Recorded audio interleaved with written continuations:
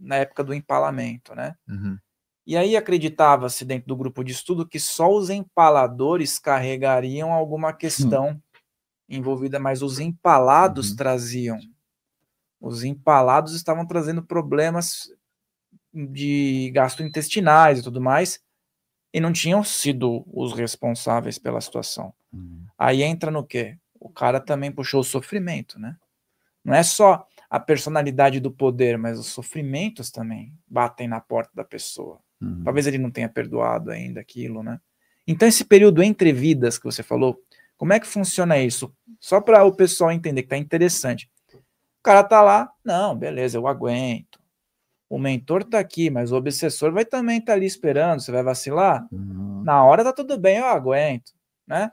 Chegou aqui, o cara viu que o negócio é um pouquinho diferente do que ele estava desacostumado. E aí como é que funciona essa panela de pressão, né? Chega uma panela de pressão para você com todos esses itens e o indivíduo no meio acreditando que iria aguentar. Cara, você fez um cenário perfeito e ainda posso acrescentar até uma outra coisa ainda, tá? O algoz dessa situação pode ser o seu próprio parente da família. Pode ser sua esposa, pode ser seu marido, pode ser seu filho, pode ser sua filha, pode ser sua mãe, pode ser seu pai, pode ser seu chefe, pode ser... Entende? Então ainda tem mais isso.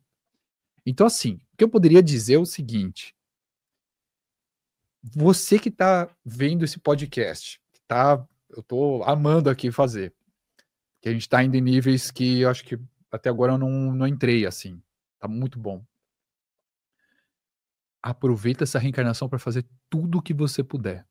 Tudo.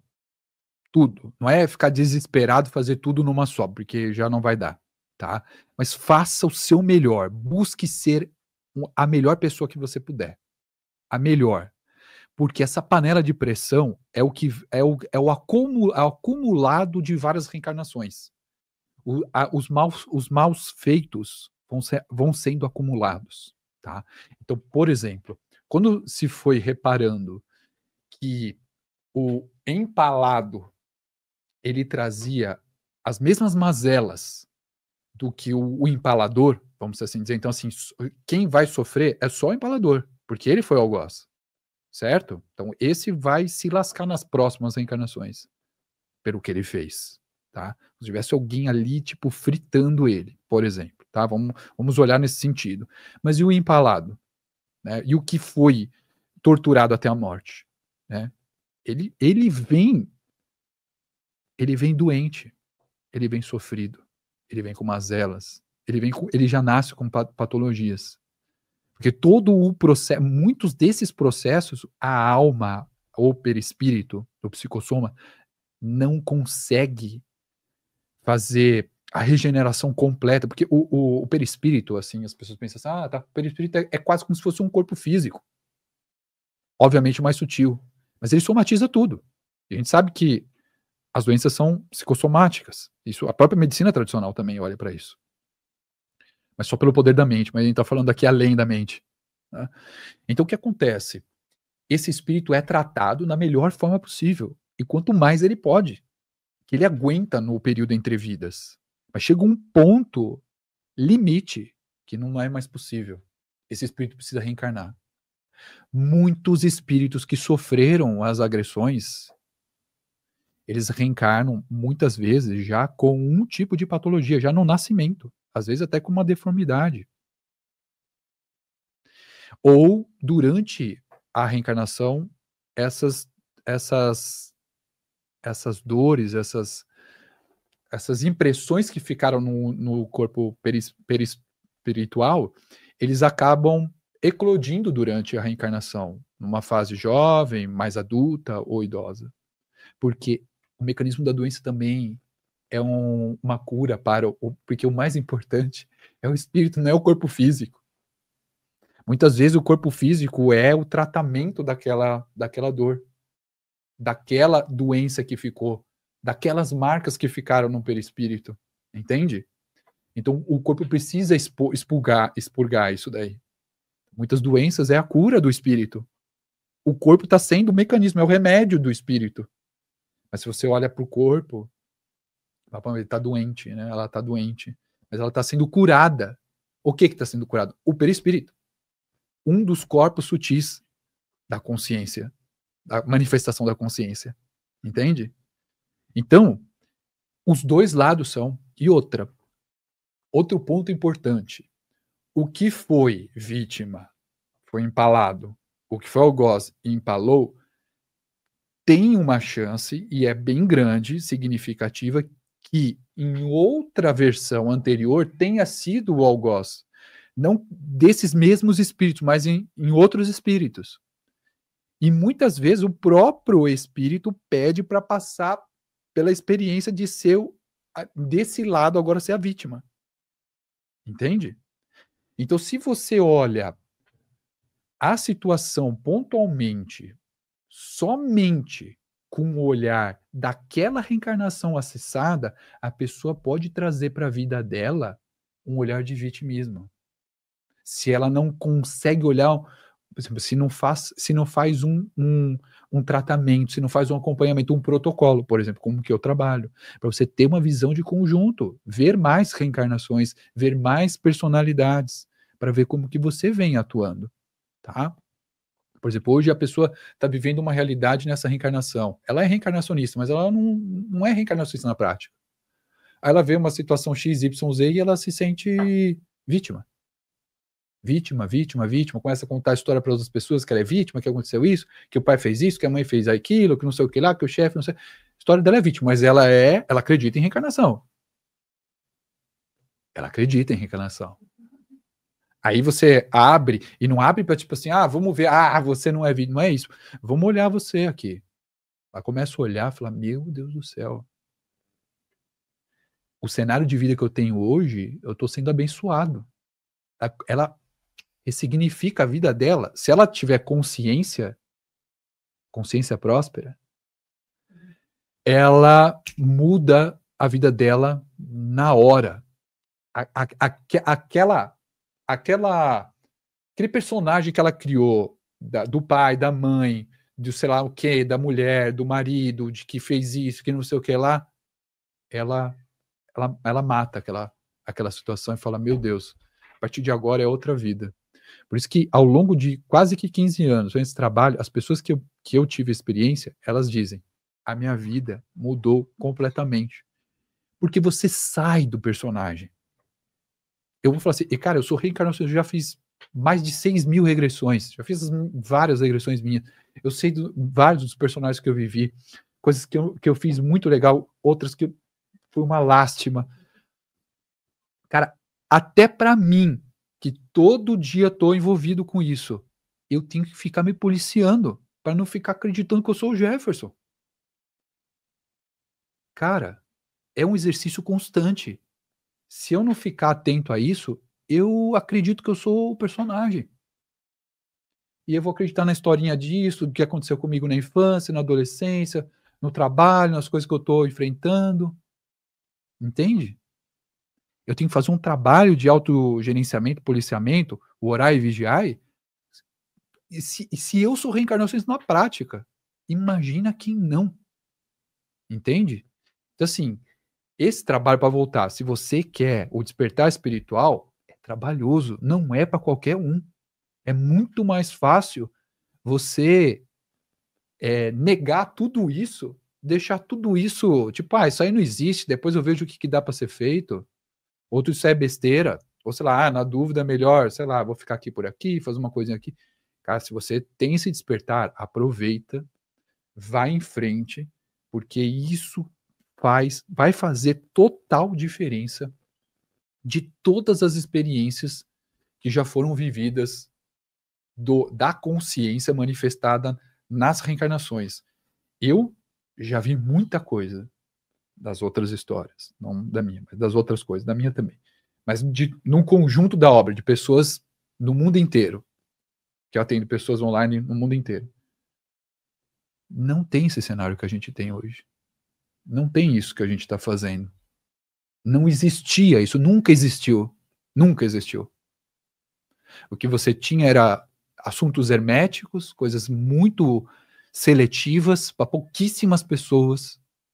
Mas desse jeito, com esse tipo de literatura, com esse tipo de informação que a gente tem, da forma que você pode despertar, não existia. Cara, essa reencarnação, ela é única. Ela é única. E aí eu vou falar para você, por exemplo, para mim, eu tenho que entregar excelentes resultados. Eu tô nadando na fonte. Eu tô mergulhando na fonte de diversas frentes com pessoas fantásticas. Pô, eu conheço o Wagner pessoalmente, meu amigo pessoal, de quantos programas que a gente fez no canal, cuidei vários anos do canal dele e tudo mais. Ou seja, eu tenho um cara do quilate dele.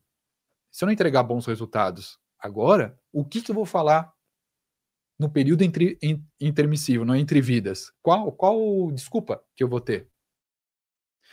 Lembrando que mesmo as pessoas que não estão despertas, não estão olhando para isso, quando elas chegam no mundo espiritual, elas sabem que elas falharam.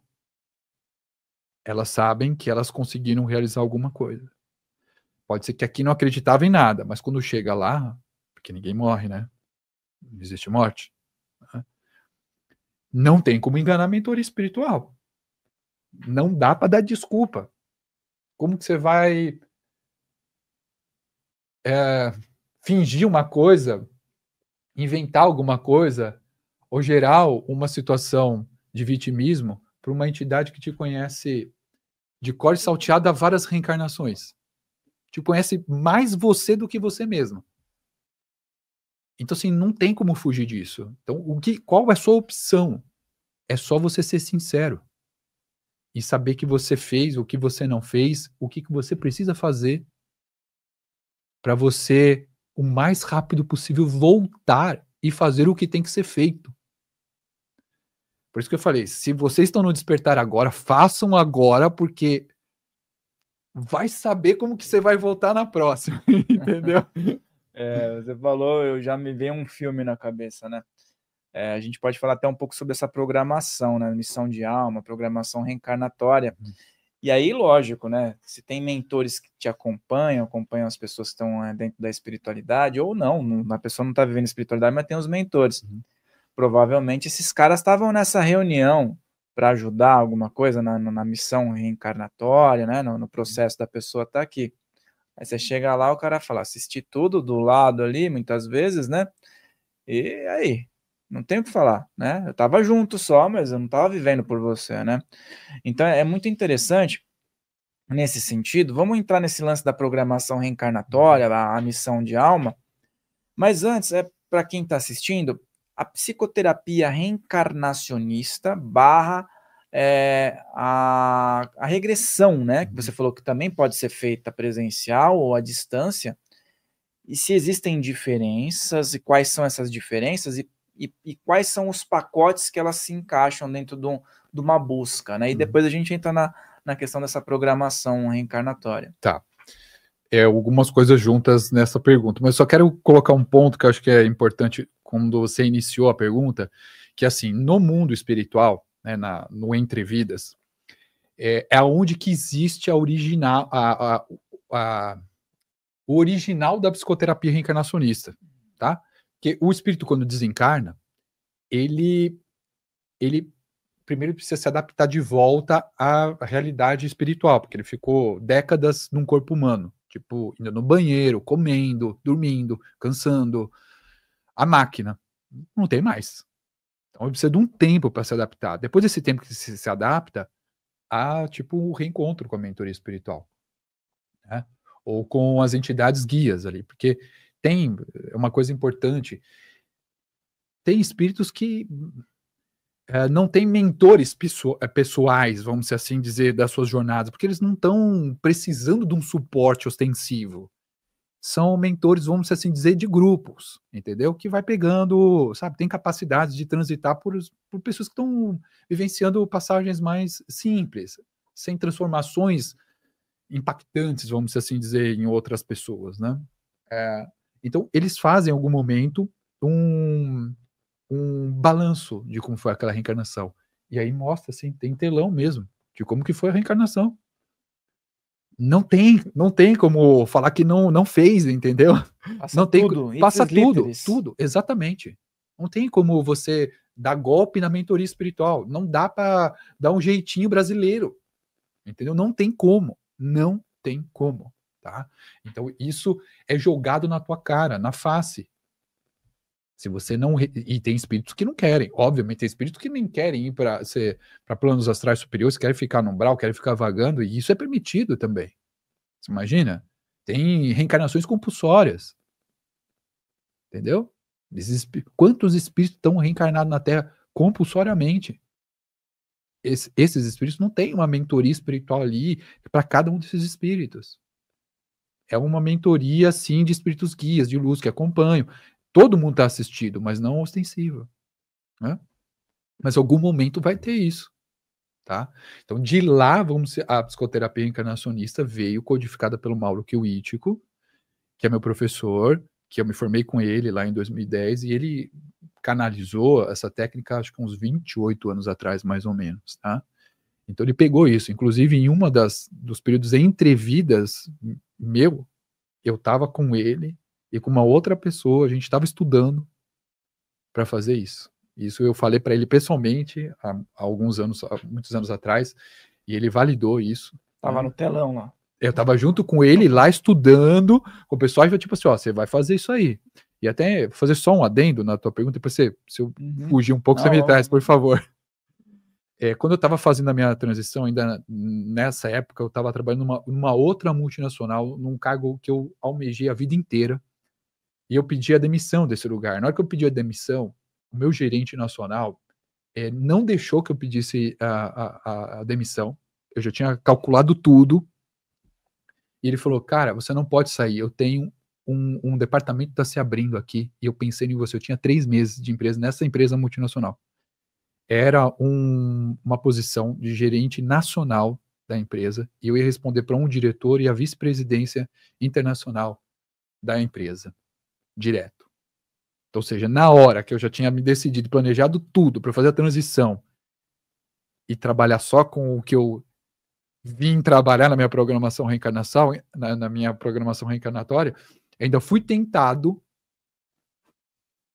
passei a vida inteira profissional almejando esse cargo. E tive que recusar. Entende? Isso ia me desviar totalmente do caminho, eu não estaria nem aqui conversando com vocês. Eu não teria feito tudo que eu já tinha planejado. E eu precisava desse trabalho. Eu precisava expor essa ferramenta.